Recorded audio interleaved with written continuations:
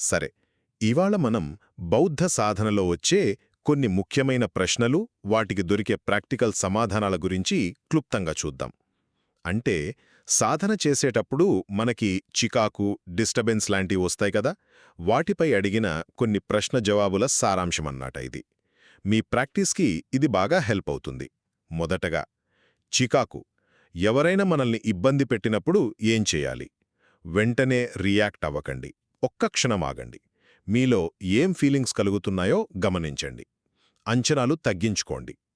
ఓపిక, స్మృతి అంటే మైండ్ఫుల్నెస్, అది ప్రాక్టీస్ చేయండి. వేరే వాళ్ళ గురించి ఆలోచించడం మానేసి మీ పని మీరు చూసుకోండి.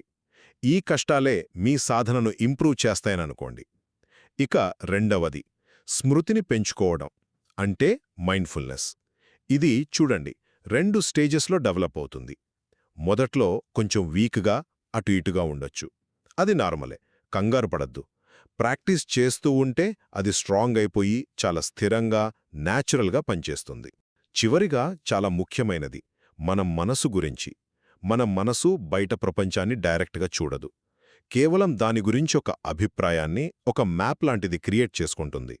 మనం రియాక్ట్ అయ్యేది ఆ బయట వస్తువుకి కాదు, మన మనసులోని ఆ మ్యాప్కే. ఈ తేడా తెలుసుకోవడమే విపశ్యన సాధనలో చాలా ఇంపార్టెంట్. అదండి విషయం.